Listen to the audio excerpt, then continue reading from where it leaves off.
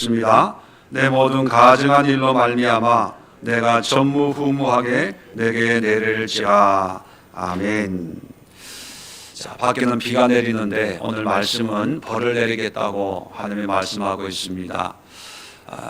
우리가 물론 모든 고통과 아픔이 형벌로 말미암는 것은 아니지만 오늘 성경 본문에 이스라엘의 멸망, 예루살렘의 멸망에 대한 하나님의 진단은 죄로 말미암는 나의 심판이다 하는 것을 성경이 말씀하고 있기 때문에 우리도 오늘 특별히 기도해야 될 기도의 제목들을 함께 나누는데, 우리가 당하고 있는 이 고통이 혹시 하나님 앞에 불순종하고 하나님의 뜻을 이루지 못한 하나님의 경고의 사인이라면 우리가 그것을 깨닫고 하나님의 뜻으로 돌아갈 때 이 고통과 이 문제가 속히 해결되고 전화위복이 되는 그런 은혜가 우리에게 임할 수 있다는 것을 우리는 기억해야 됩니다. 그래서 오늘 함께 기도할 기도의 제목은 오늘 말씀을 가지고 고통의 이유라고 하는 제목으로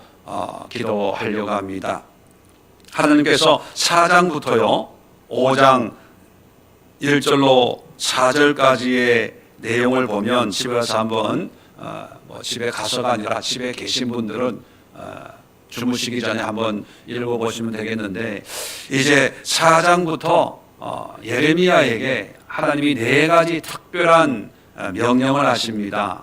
그것은 하나님의 심판에 대한 어떤 사인을 예레미야에게 몸으로 보여줘라, 그런 의미를 가지고 있습니다. 토판에다가 예루살렘 성을 그려놓고 그리고 철판으로 그걸 에워싸면서 예루살렘이 이렇게 에워싸일 것이다. 그것이 1절로 3절의 내용이고, 4절부터 8절까지는 왼쪽으로 390일을 누워서 자고 또 오른쪽으로 누워서 40일을 그렇게 자라, 그렇게 말씀합니다. 이 의미가 뭐냐 하면 8절에 보면 내가 에워싸는 날이 끝나기까지 몸을 이리저리 돌리지 못하리라. 이게 뭐냐면 예루살렘이 포위되는 날짜를 상징적으로 말씀하고 있는 그런 의미입니다. 또 9절부터 17절까지는 뭐냐면 밀, 보리, 콩 이런 곡식으로 떡을 만들어서 인분에다가 구워 먹으라는 거예요. 그래서 예레미야가 그러죠. 제가 제사장인데 불결한 것은 내가 손 건드리지도 않는데 내가 인분에다가 이렇게 불결한 음식을 어떻게 먹습니까? 그러니까 괜찮다, 먹어라. 너희들이 이렇게 맛있는 걸 못 먹고 고기 이런 걸 못 먹고 이렇게 정말 보잘 것 없는 이런 음식으로 근근히 살아갈 정도로 내가 이스라엘을 심판하겠다라고 하는 것을 의미하고 있습니다. 5장 1절로 4절에는 머리를 빡빡 깎으라는 거예요. 원래 제사장은 나실인으로서 하나님 앞에 드려진 삶을 살기 때문에 머리털이나 이 기미털을 깎지를 않거든요. 그런데 머리를 깎아서 3분의 1은 불태우고 3분의 1은 칼로 토막토막 내고 3분의 1은 바람에 날려라, 그렇게 얘기합니다. 그래서 뭐냐면 예루살렘을 이렇게 산산이 철저하게 내가 심판하겠다는 것이에요. 자, 이런 것을 말씀하면서 이렇게 하라고 하면서 오늘 본문이 뭐냐면 왜 하나님이 예루살렘을 이렇게 하시는가, 그 이유를 설명하고 있습니다. 그렇다면 왜 우리 이스라엘 백성들 입장에서 왜 우리가 이런 고통을 당해야 되고 왜 이런 아픔을 겪어야 되고 왜 우리가 포로로 끌려가야 되고 왜 나라가 망해야 되는가, 거기에 대한 이유가 바로 오늘 본문의 말씀이라면 우리는 타산지석 삼아서 이스라엘 백성들이 실패한 그런 신앙의 모습을 우리는 기도 제목 삼아서 하나님의 은혜 가운데 우리의 믿음과 신앙이 회복되기를 원합니다. 이런 기도와 함께 응답을 통해서 우리의 삶에 이런 기도의 은혜가 임할 때 혹 하나님의 심판과 경고로 임하는 삶의 고통과 아픔이 속히 해결되는 그런 역사가 일어난다는 것입니다. 자, 5절 봅시다. 주 여호와께서 이와 같이 이르시되 이것이 곧 예루살렘이라 내가 그를 이방인 가운데 두어 나라들이 둘러 있게 하였거늘. 자, 지금까지 얘기한 것이 예루살렘에 관한 얘기라는 거예요. 누구의 얘기가 아니라 바로 너희들의 얘기다, 그런 뜻입니다. 자, 그러면서 이방인들 가운데 두어 나라들이 둘러 있게 하였다는 거예요. 이게 무슨 뜻이냐면 예루살렘을 중심으로 해서 이방 나라들에 딱 둘러 있게 그렇게 했다는 거죠. 이게 무슨 뜻입니까? 하나님은 선민 이스라엘을 택해서 이스라엘만 사랑하고 이스라엘만 구원하기 위함이 아니라 이스라엘을 하나의 샘플로 만들어 놓고 주변 사람들 사이에 딱 놓고 봐라, 하나님을 믿는 민족이 바로 이렇게 산다 하는 것을 샘플로 보여주려고 했다는 거예요. 우리도 마찬가지입니다. 우리 한 사람 한 사람을 믿지 않는 사람들 속에 또 악한 이 세상 가운데 교회를 허락하신 것은 우리만 구원받고 우리만 하나님의 은혜 가운데 살기 위함이 아니라 믿지 않는 사람들에게 믿음의 삶이란 이런 것이다 라고 하는 것을 보여주어서 그들로 하여금 하나님을 믿는 믿음의 은혜를 가지도록 도구로 쓰기 위해서 우리를 이 세상에 보내주셨는데 우리는 오히려 세상을 따라 살아가고 세상의 것에 취해 있더라는 거예요. 왜 하나님이 이스라엘 민족을 여러 나라들 속에 세웠을까요? 바로 하나님의 영광을 드러내기 위함입니다. 하나님의 사명을 감당하는, 하나님을 예배하고 찬양하는 그런 믿음의 모범을 보이도록 이방 나라 가운데 보내주셨고, 우리도 하나님의 영광을 드러내는 믿음의 거룩한 삶을 모범으로 보여주도록 믿지 않는 이 세상에 보내주었다는 겁니다. 그 일을 못하니까 하나님이 심판하는 거예요. 그래서 우리 첫 번째 기도 제목은 뭡니까? 이 세상에서 우리가 있는 삶의 현장에서 하나님의 영광을 드러내게 하옵소서. 믿음의 모범을 이 세상에 보여주게 하옵소서. 우리를 통해서 안 믿는 사람들이 예수님을 믿게 되는 그런 은혜가 일어날 수 있도록 나를 주의 도구로 사용해 주옵소서. 그렇게 우리가 첫 번째 기도할 때 바로 우리 삶 속에 있는 모든 고통의 문제가 해결될 수가 있다는 것입니다.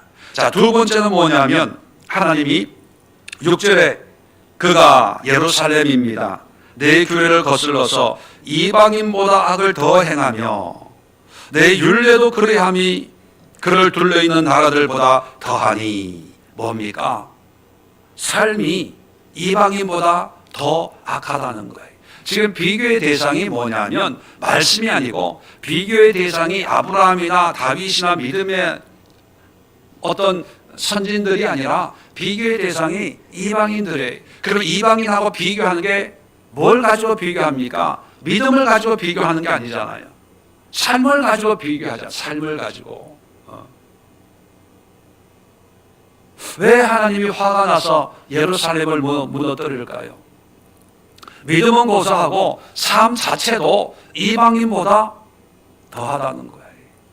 7절도 한번 보세요. 나 주 여호와가 말하노라 너희 요란함이, 요란함 시끌벅적하고 뭐 잘난 척하고 뭐 이런 그런 걸 의미하는 거죠. 너희를 둘러싸고 있는 이방인보다 더하여 내 율례를 행하지 아니하며.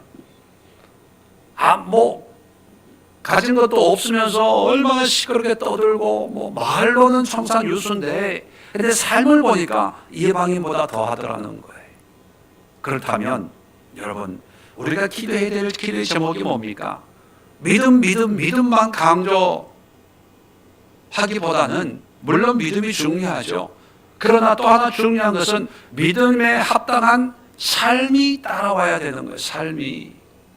요즘에 뉴스 보면 참 낮이 뜨끈뜨끈해서 부끄럽고 또 나아가서 미안하고 화가 나요. 계속해서 요즘에 정인이라고 하는 16개월 먹은 아이 학대 사건이 있잖아요. 그 양 부모가 독실한 기독교인이고 진짜인지 아닌지 모르지만 기독교 대학교 나와가지고 부모님, 양가 부모님이 목회자라고 하는 그런 이야기까지 있더라고요.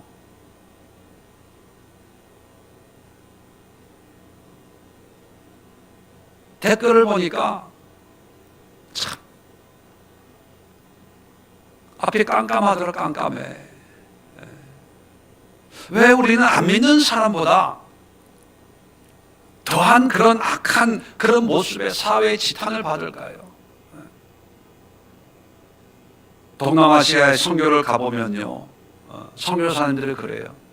한결같이 이 나라 사람들은 참 착해요. 그렇게 얘기합니다.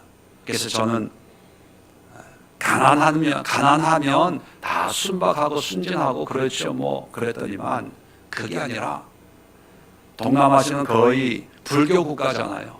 어렸을 때부터 불교의 영향을 받아가지고 뭐 훔치고 이러면 큰일 나는 줄 알아요. 그래서 더 도덕적이라는 거예요. 더 착하고 선하다는 거예요. 때로는 우리 선교사들이 가슴이 뜨끔뜨끔할 때가 있다는 거예요. 하나님을 몰라도 그들이 가지고 있는 기존의 가치관으로도 살아가는데 우리 믿노라는 사람들보다 어떤 면에서 더 높은 어떤 도덕적인 수준을 가지고 있더라는 거예요. 물론 그런 도덕적인 수준으로 구원받는 건 아니지만 믿음으로 구원받는 거지만 믿음으로 구원받았다고 하는 사람들의 삶이 안 믿는 사람보다 더 나아져야 돼요. 그래서 두 번째 기도 제목은 뭐냐면 우리의 삶이 회복되게 해주세요. 삶이 교회 안에서 오늘 성경에도 얘기한 것처럼 요란함이 요란하게 떠들 필요 없고 구원받았다 큰 소리 칠 필요 없고 그저 묵묵하게 하며 구원의 은혜에 감사하는 마음으로 이름도 없이 빛도 없이 드러나지 않게 오른손이 하는 것을 왼손이 모르게 구석구석에서 선한 믿음의 역사를 믿지 않는 사람보다 더 신실하게 감당할 때 그것이 하나님의 영광이고 그런 삶을 사는 믿음의 백성들에게 하나님이 은혜를 베풀어 주신다는 것입니다. 세 번째 기도 제목은 6절과 7절에 계속해서 내 율례도 그리함이 또 7절에도 내 율례를 행하지 아니하고 내 규례를 지키지 아니하고 그런 말씀이 있습니다. 하나님의 말씀대로 살지 않는다는 거예요. 말씀대로 살면 거기에 순종하면 이방인보다 더 높은 도덕 수준과 어떤 영적인 수준을 이루며 살 수 있고 그러한 삶을 통해서 선한 영향력을 미칠 수 있는데 결론은 뭐냐면 말씀대로 순종하지 않는다는 거예요. 그래서 우리가 세 번째 기도할 기도의 제목은 뭐냐면 우리의 신앙이 회복되게 하옵소서. 물론 신앙의 회복이라는 개념이 여러 가지 복합적인 의미가 있습니다. 가장 중요한 것은요, 하나님의 말씀대로 우리의 신앙이 인도함을 받아야 돼. 내가 원하는 대로, 내가 생각하는 대로 우리가 가지고 있는 어떤 종교심 또는 종교성으로 하나님을 만들어 놓고 내가 원하는 하나님을 섬기는 것이 아니라 하나님이 말씀하시는 대로, 하나님이 가르치시는 대로, 하나님 성경이 교훈하는 대로 거기에 맞춰서 내 생각을 내려놓고 하나님의 뜻에 복종하고 순종하는 것이 신앙의 회복입니다. 가슴 아픈 그런 많은 일들을 보면서 사람들과 이런 얘기 저런 얘기 할 때마다 문득문득 느껴지는 것이 뭐냐면 하나님을 믿는다고 하지만 하나님을 믿고 하나님을 섬기는 것이 아니라 자기가 가지고 있는 자기만의 신앙, 자기만의 믿음을 가지고 신앙생활하는 사람들이 상당히 많더라고요. 그래서 결론을 한번 생각해 보면 기독교 신앙, 교회 다니고 있지만 사실 성경하고 전혀 상관없는 그런 믿음 생활을 열심히 하는 분들이 상당수가 있어요. 더 기가 막힌 것은 그런 사람들에게 믿음은 이런 것입니다, 신앙은 이런 것입니다, 그렇게 얘기해도요 들으려고 하지 않아요. 더 요란해요. 더 시끄러워요. 신앙의 회복이라고 하는 것은 더 열심히 기도하고 더 열심히 봉사하고 더 열심히 대면 예배에 참석하고 이런 외적인 것이 아니라 하나님의 말씀 가운데서, 하나님의 뜻 가운데 내가 깨닫지 못하고 순종하지 못하고 내가 헌신하지 못한 그런 모습들이 있는 것을 깨닫고 내 생각을 버리고 내 어떤 주관을 버리고 내 기준을 버리고 철저하게 하나님의 것으로 이게 교환하는, 교체하는 것이 신앙의 회복입니다. 늘 말씀드리지만 이스라엘 백성들이 하나님의 심판받은 것은요 믿음이 없어서가 아니에요. 누구보다 열심히 절기를 지켰고 누구보다 열심히 헌금했고 누구보다 열심히 성전에서 제물을 갖다 바쳤어요. 얼마나 열심히 갖다 바쳤냐 하면 하나님이 뭐라고 그러십니까? 제발 제물 가지고 오지 마라. 내가 너희들이 가지고 오는 제물에 내가 진절머리가 난다. 그렇게 말씀하실 정도였어요. 그렇게 보면 자기네들은 열심히 신앙생활 하고 있다고 생각하는데, 그런데 하나님은 내 율례에 행하지 아니하고 내 규례를 지키지도 아니하고. 아니 사람들에게 이 얘기하면 무슨 말입니까? 얼마나 우리가 잘 지켰는데요. 11조도 드리고요, 주일 성수도 하고요, 대면 예배 드리지 말라 그래도요 열심히 드렸고요, 봉사를 열심히 하고요, 얼마나 열심히 했는데요. 아마 이럴 거예요. 그런데 왜 내 규례를, 율례를 지키지 않았다고 얘기합니까? 하나님의 마음을, 하나님의 뜻에 합당한 그런 신앙이 아니었다는 거죠. 세 번째 기도 제목 가지고 기도할 때 여러분의 신앙을 한번 점검해 보세요.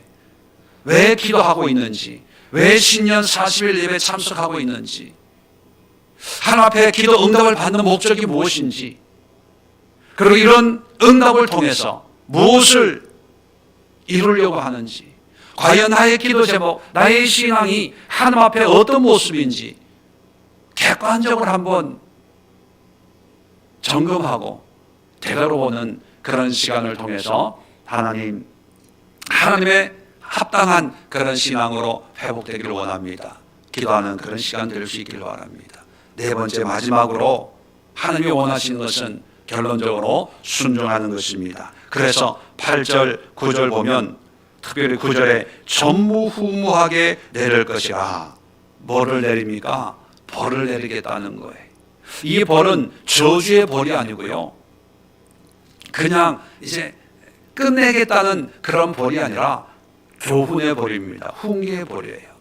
그것은 뭐냐면 하나님의 뜻으로 순종케 하는 징계의 채찍이라는 거죠. 이 채찍 속에서 하나님이 원하시는 것은 돌아오는 거예요. 돌아오는 게 하나님 앞에 순종하는 거죠.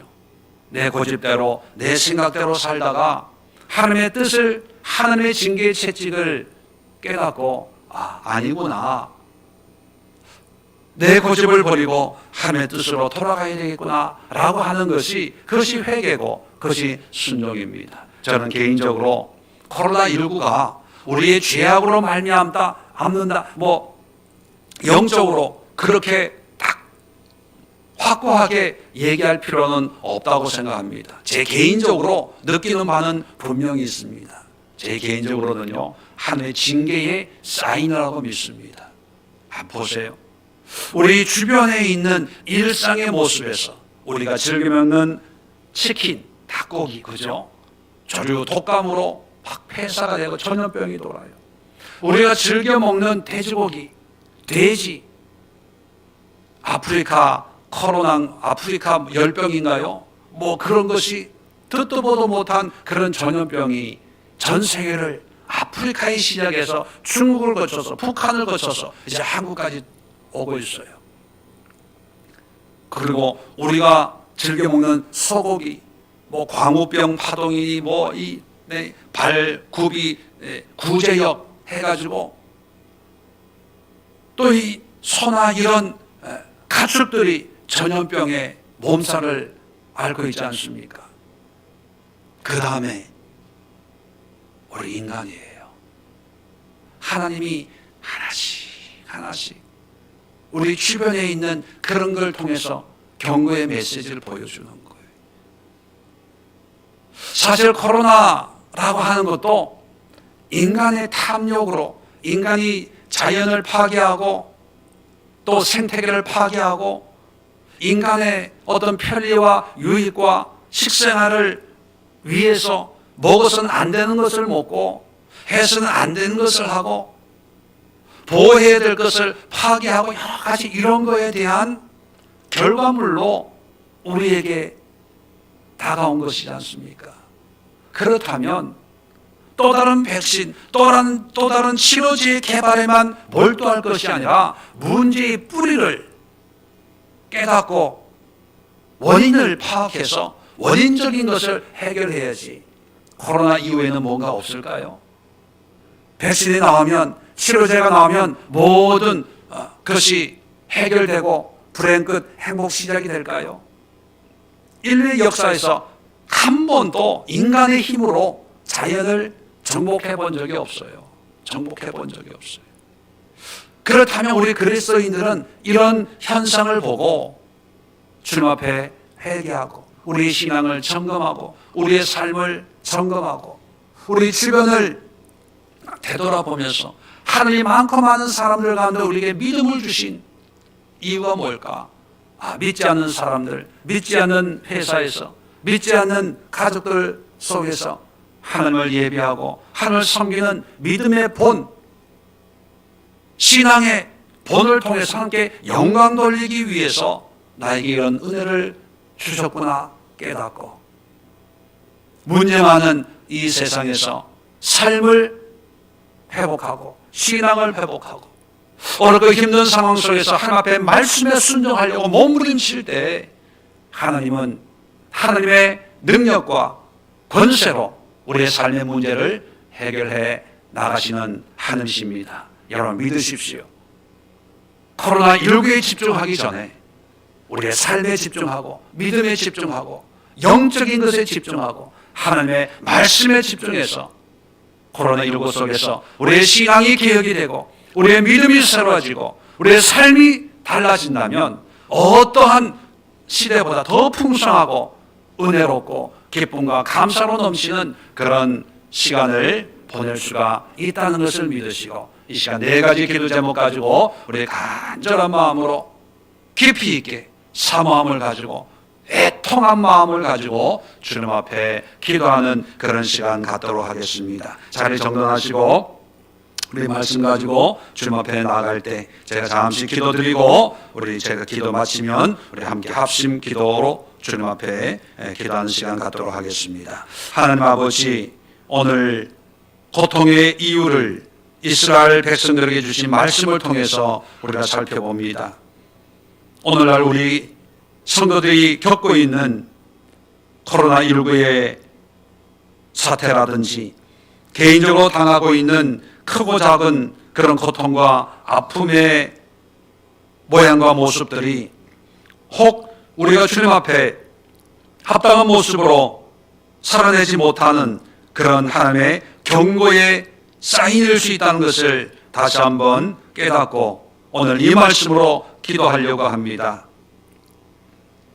이스라엘 민족들이 깨닫지 못했던 그리고 역사를 통해서 성경을 통해서 우리에게 보여주고 있던 그들의 어리석음을 우리는 그 뒤를 그 전철을 밟지 않도록 오늘 네 가지 기도 제목 가지고 주님 앞에 나아갈 때 응답을 허락해 주셔서 우리의 믿음이 우리의 삶이 그리고 주님 앞에 순종하고 주님의 영광을 위해서 살아내는 믿음의 신실한 주의 일꾼들로 변화되는 그런 응답을 통해서 우리 안에 있는 모든 고통과 모든 문제들이 해결되고 이제 일평생 주님의 영광을 위해서 주님의 사명만을 위해서 일생을 달려갈 수 있는 은혜와 능력의 우리 예수의 모든 성도들 될 수 있도록 주님 응답해 주시옵소서. 기도하는 심령들마다 성령의 충만함을 허락해 주셔서 마음이 빼앗기지 아니하고 생각이 빼앗기지 아니하고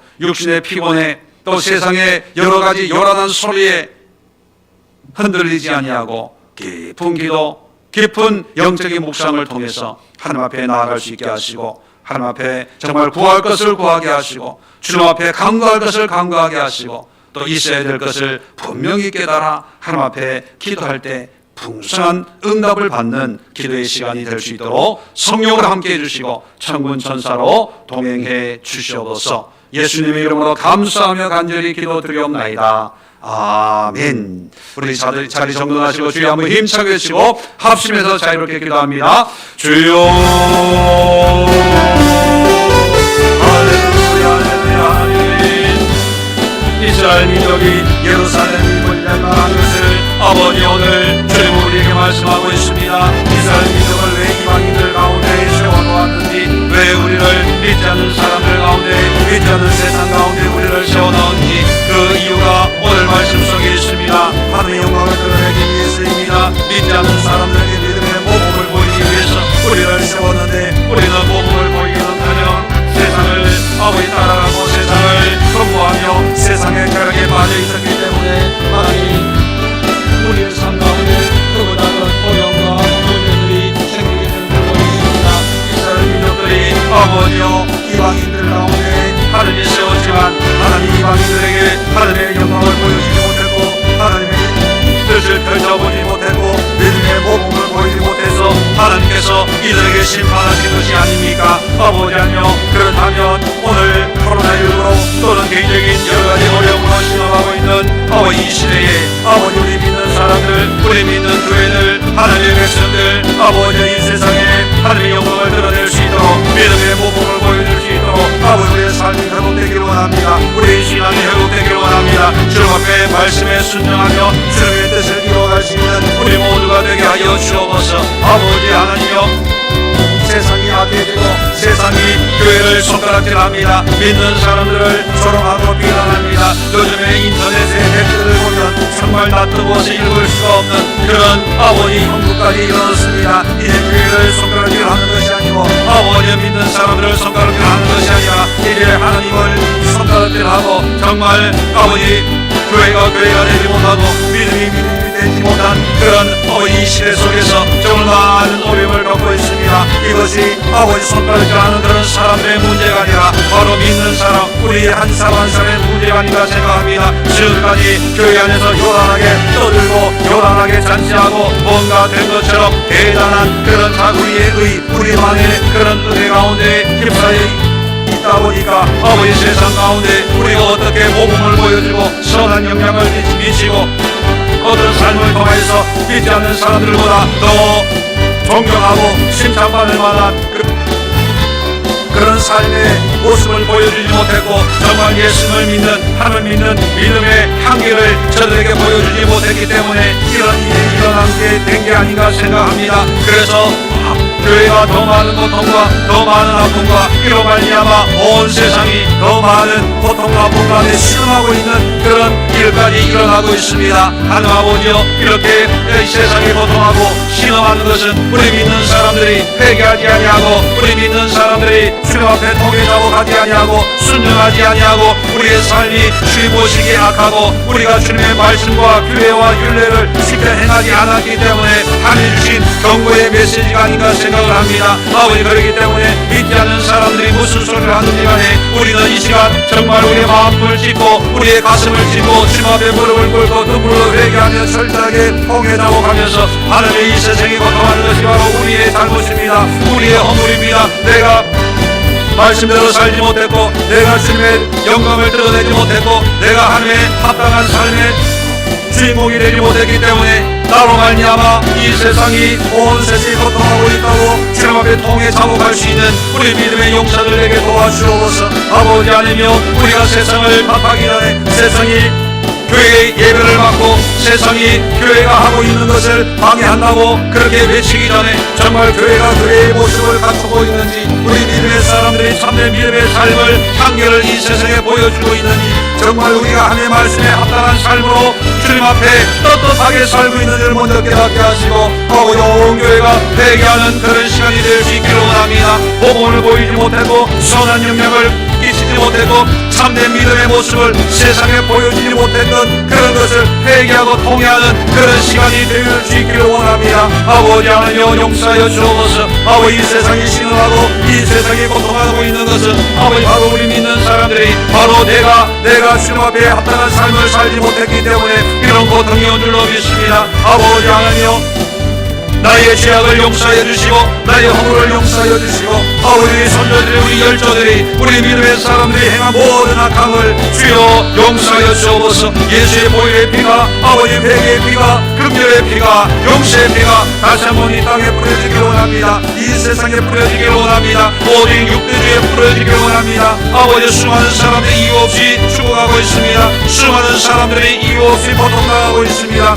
아버지 수많은 사람들이 이유 없이 아버지 저주의 올무에서 벗어나지 못하고 신음하고 있습니다. 그 모든 것들이 우리 믿는 사람이 우리 믿는 자들이 믿음의 합당한 삶을 주님 앞에 보여주지 못했기 때문에 하나님이 우리에게 주시는 경고의 메시지가 바로 우리와 함께 고통당하고 있는 이 삶의 이 모양 저 모양 줄로 합니다. 하나님 아버지여 회개합니다. 회개합니다. 아버지 우리가 어떤 환경 여건 속에 있든지 간에 하나님의 참된 자녀로서 믿음의 백성으로서 아버지여 세상에 휩쓸리지 아니하고 오직 어둠 속에 빛을 발할 수 있는 성령의 도구로 쓰임받기를 원합니다. 하나님여 도와주옵소서. 그래서 삶이 회복되게 하여 주옵소서. 아버지여 세상에 아버지 휩쓸려 떠내려가는 그런 통로와 같은 삶이 되지 말게 하시고 하나님이 주신 믿음을 가지고 더 아름답게 더 능력있게 더 깨끗하고 더 거룩하게 이 세상에 믿음의 본을 보일 수 있기를 원합니다. 하나님이여 도우소서. 하나님이여 역사하여 주옵소서. 하나님이여 기름 부어 주옵소서. 아버지 하나님이여 믿음의 회복이 일어나기를 원합니다. 하나님의 말씀을 말씀으로 알아야 되겠습니다. 아버지 말씀에 대해서 하나님에 대해서 알지 못하고 그저 들은 것에 대해서 비슷한 신앙을 가지고 신앙생활하는 그것은 진짜 신앙이 아닙니다. 아버지 우리에게 참된 신앙의 회복이 일어나게 하여 주옵소서. 말씀으로 내가 생각하는 신앙이 아니라 내가 믿는 것이 아니라 정말 성경에서 말하고 있는 하나님이 원하시는 그런 믿음의 모습으로 회복되어지기를 원합니다. 많은 믿음의 사람들이 있습니다. 그러나 그 믿음은 천차만별입니다. 그러나 성경에서 말하고 있는 그 믿음의 모습은 오직 하나입니다. 하나님의 말씀에 순종하고 하나님의 나라의 백성으로서 합당한 삶을 살아내는 것이 바로 믿음의 사람입니다. 우리 믿는 자는 이제는 구원을 위해 사는 것이 아닙니다. 구원은 믿음으로 말미암아 받는 것입니다. 아버지 이제 우리가 살아내는 것은 구원받은 자로서 합당한 구원에 합당한 삶을 이 세상에 보여주는 것이고 하나님 앞에 보여주는 것입니다. 우리는 주의 영광을 위해서 사는 자들입니다. 하나님 아버지여 그 영광을 위해서 믿지 않는 자들에게 아버지 존경을 여기는 그런 사람들 되게 하시고 칭찬받게 하시고 선한 능력을 미치게 하시고 이 세상에 이 문제를 해결할 수 있는 그런 열쇠를 줄 수 있는 그런 영적인 지도자들이 될 수 있기를 원합니다. 아버지 하나님 성경 역사를 보면 믿음의 사람들은 항상 세상의 어려움 속에 있을 때 하나님의 원리로 하나님의 방법으로 이 세상의 문제를 해결해 나가고 있었습니다. 아버지요 이 세상의 문제를 주도적으로 해결해 나가는 그런 영적인 지도자들이 있었습니다. 그런데 오늘날 세계적인 이런 팬데믹 코로나19 현상 속에 영적인 지도자들은 자취를 감추고 있습니다. 그저 교회들마다 대면 예배 드리냐 안 드리냐 여기에 목숨을 걸고 있습니다. 자기 성도들 붙잡고 떠나갈까봐 전전긍긍하고 있습니다. 아버지 이럴 때 세계적으로 혼란 가운데 있을 때 정말 영적인 메시지를 선포할 수 있는 그런 리더들이 세워지기를 원합니다. 그런 지도자들이 세워지기를 원합니다. 영적인 주의 일꾼들이 세워지기를 원합니다. 아버지 그저 자기 밥그릇이나 차지하고 있고 자기가 지키고 싶어하는 것만 지키려고 하는 것이 아니라 자기 교회만 붙들고 있는 것이 아니라 주의 이 시대적인 영적인 통찰력을 가지고 하나님이 가지고 있는 계획과 뜻을 깨닫고 이 시대를 향해서 하나님의 강력한 성령의 메시지를 선포할 수 있는 영적인 리더들이 세워지기를 원합니다. 그래서 그들의 메시지로 말미암아 그들의 영향으로 말미암아 우리의 삶이 변화되게 하시고 우리의 믿음이, 우리의 신앙이 변화되게 하시고 우리의 삶이 하나님 앞에 순종하는 그런 믿음의 삶으로 회복될 수 있도록 주여 역사하여 주옵소서. 아버지, 어렵다고 힘들다고 고통스럽다고 아픔만 얘기하지 말게 하시고 이를 뛸수록 하나님의 말씀으로 돌아가서 하나님의 은혜로 돌아가서 하나님의 뜻 가운데 돌아가서 회개하며 통회하며 아버지, 우리가 우리에게 거룩한 변화의 계기가 될 수 있기를 원합니다. 한국교회가 변화되어야 됩니다. 우리 믿음의 사람들이 변화되어야 됩니다. 새로워져야 됩니다. 백신만 나온다고 해결되지 않습니다. 치료제가 나온다고 해결되지 않습니다. 우리 믿음이 새로워져야 됩니다. 우리의 삶이 바뀌어야 됩니다. 우리의 신앙이 변화되어야 됩니다. 아버지, 우리 믿는 하늘을